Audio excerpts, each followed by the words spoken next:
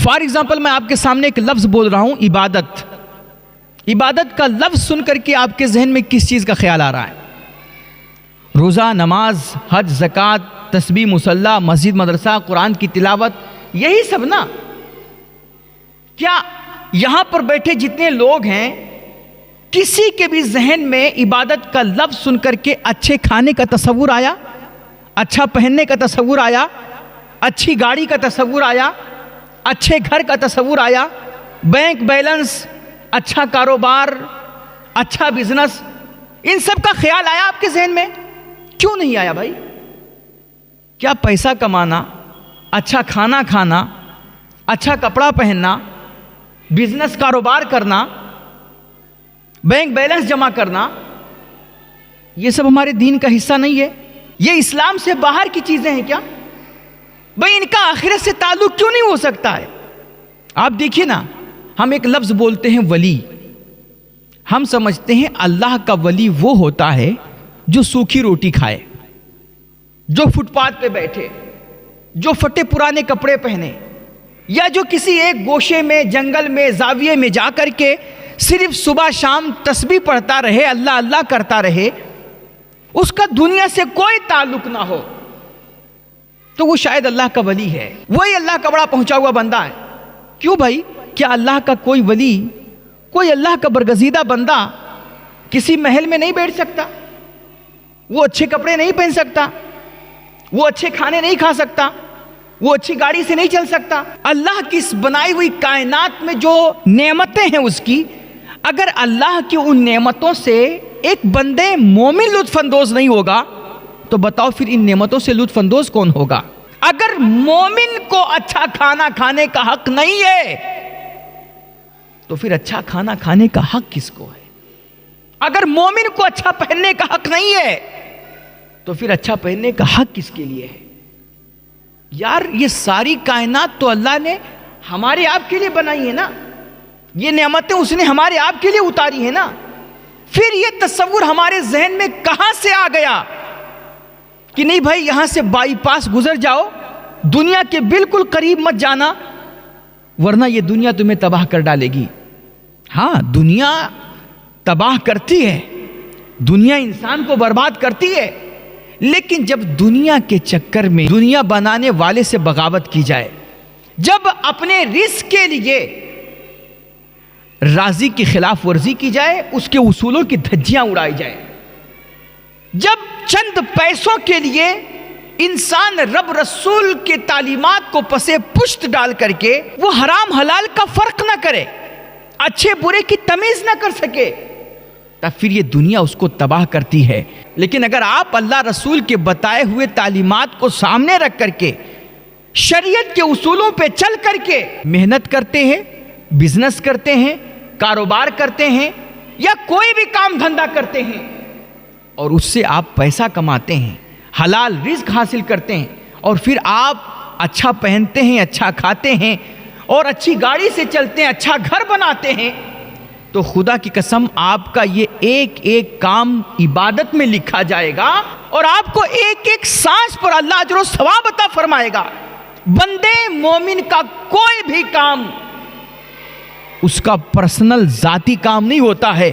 اگر بندے مومن رب رسول کے اصولوں کے مطابق زندگی بسر کر رہا ہے تو اس کا اٹھنا بیٹھنا سونا جاگنا سب کچھ عبادت ہے، حتیٰ کہ اس کا ٹوائلٹ پیشاب کرنا بھی اس کے لیے ثواب کا ذریعہ بنے گا اور اس پہ اللہ اس کو اجر عطا فرمائے گا. بس نیت پاک ہونی چاہیے، دل صاف ہونا چاہیے اور آپ کے اندر خلوص ہونا چاہیے. ہر کام اللہ کی رضا کے لیے، اللہ کے بندوں کی خدمت کے لیے، انسانیت کی سیوا کے لیے آپ کا اٹھنا بیٹھنا عبادت لکھا جائے گا. وما خلقت الجن والانس الا لیعبدون. کیا مطلب ہو رہا ہے؟ ہم نے انسان کو صرف عبادت کے لیے پیدا کیا. اب اس دنیا میں صرف عبادت کوئی کرے جو ہم لوگ سمجھتے ہیں عبادت، کہ صرف مصلی پہ کھڑا رہے، دن رات بندہ قرآن پڑھتا رہے، نماز پڑھتا رہے، تسبیح پڑھتا رہے، تو بیوی بچوں کو کیا کھلائے گا؟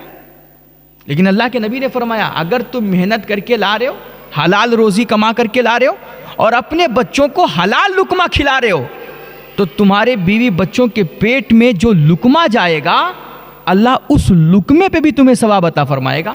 تم اپنے ماں باپ کی خدمت کر رہے ہو, محبت سے اپنے ماں باپ کا چہرہ دیکھ رہے ہو, اور تمہارے گھر خاندان میں کوئی غریب ہے, لاچار ہے, مجبور ہے, تمہارا بھائی پریشان ہے, تمہاری بہن پریشان ہے, تمہارے چچا تاؤ پریشان ہے, نانی نانا پریشان ہے, آپ ان کی پریشانی دور کر دیجئے, آپ ان کو پیسہ کما کر کے ان کی مدد کر دیجئے.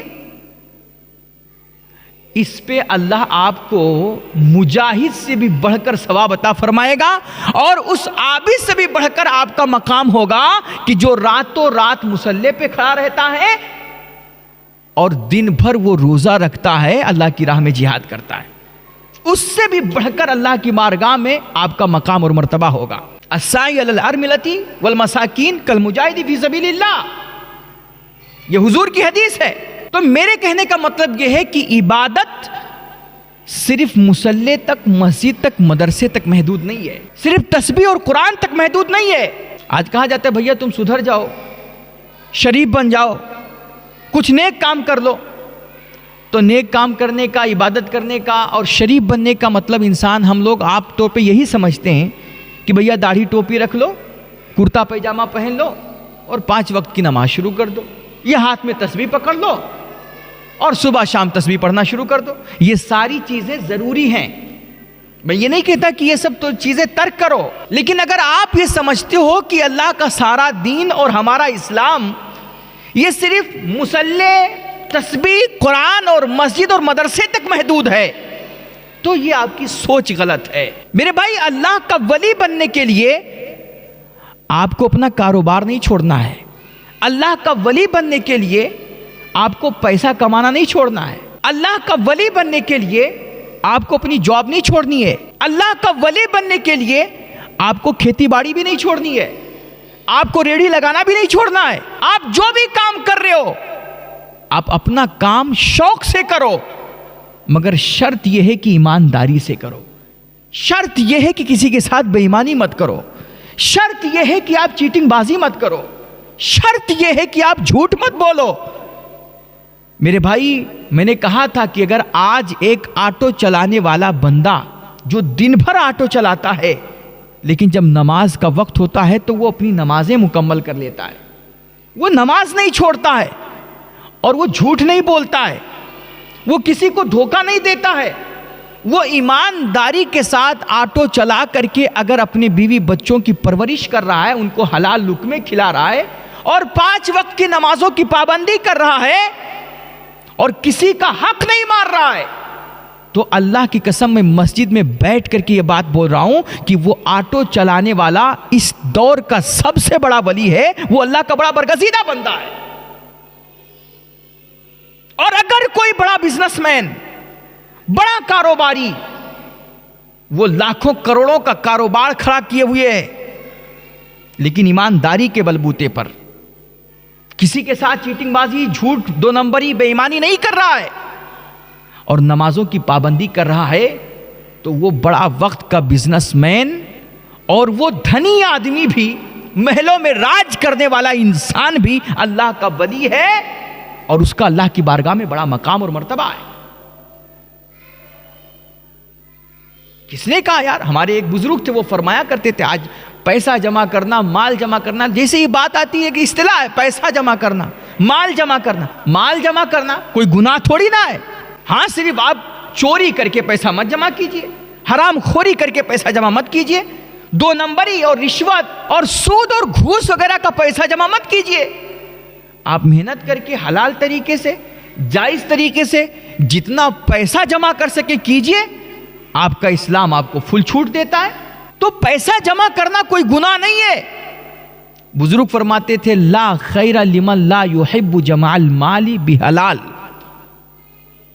ويكف به وجهه ويقضي به دينه ويصل به رحمه.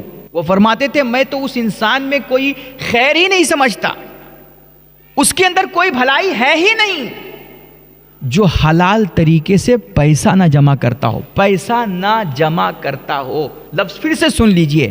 پیسہ جمع کرنے کو آپ بہت بڑا گناہ سمجھتے ہو نا, کہ یہ تو دین کے خلاف ہے، یہ تو آخرت کی بربادی ہے، یہ تو دنیا میں پڑنا ہے، وہ بزرگ فرماتے تھے کہ میں اس انسان کے اندر کوئی خیر دیکھ ہی نہیں رہا ہوں، اس کے اندر کوئی بھلائی ہے ہی نہیں جو حلال طریقے سے پیسہ نہ جمع کرے اور پھر اس سے اپنی عزت کی حفاظت نہ کرے۔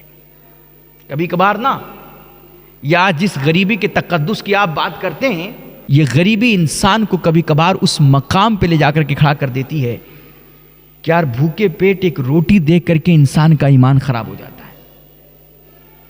کبھی کبھار یہ فقر انسان کو کفر کے دلدل میں ڈھکیل دیتی ہے۔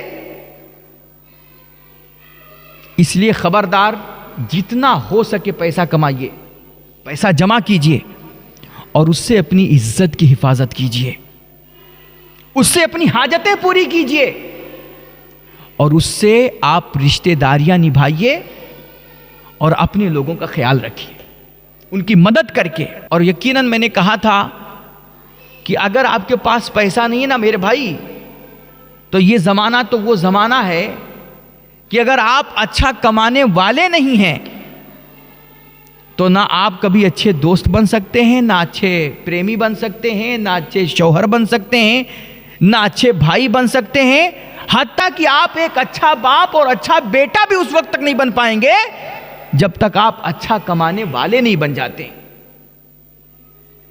تو اگر آپ کے پاس پیسہ ہوگا تو آپ کے سارے رشتہ دار بھی قدر کریں گے، گاؤں گھر کے خاندان کے لوگ بھی قدر کریں گے اور یہ دنیا بھی قدر کرے گی۔ اس لیے بزرگ فرماتے تھے کہ اس بندے کے اندر کوئی بھلائی نہیں جو حلال طریقے سے پیسہ نہ جمع کرے اور پھر دنیا کے سامنے فقیر بن کر کے، محتاج بن کر کے وہ ہاتھ پھیلائے اور اپنی عزتوں کی نیلامی کرے، کہ اس کے اندر کوئی خیر نہیں ہے۔ آپ جب پیسہ کماؤ گے، دولت مند بنو گے، امیر بنو گے، آپ کے اگل بگل دو چار خادم ہوں گے، اور آپ جب اچھی گاڑیوں سے چلو گے، اچھے زیب و زینت اختیار کرو گے، کپڑے پہنو گے، تو اس سے صرف آپ کی شوکت نہیں جھلکے گی بلکہ مسلمان کی شان و شوکت سے خود اسلام کی شوکت جھلکے گی، اللہ کے دین کی شوکت جھلکے گی کہ اسلام کے ماننے والے وہ محتاج اور فقیر نہیں ہوتے ہیں، وہ لوگوں سے مانگتے نہیں پھرتے ہیں بلکہ دنیا کو بانٹتے ہیں، کھلاتے ہیں اور دنیا کو نوازنے والے ہوتے ہیں۔ اس نیت سے آپ پیسہ کمائیے، آپ کا لمحہ لمحہ عبادت میں گزرے گا۔ وآخر دعوانا الحمدللہ رب العالمین۔ السلام علیکم ورحمۃ اللہ۔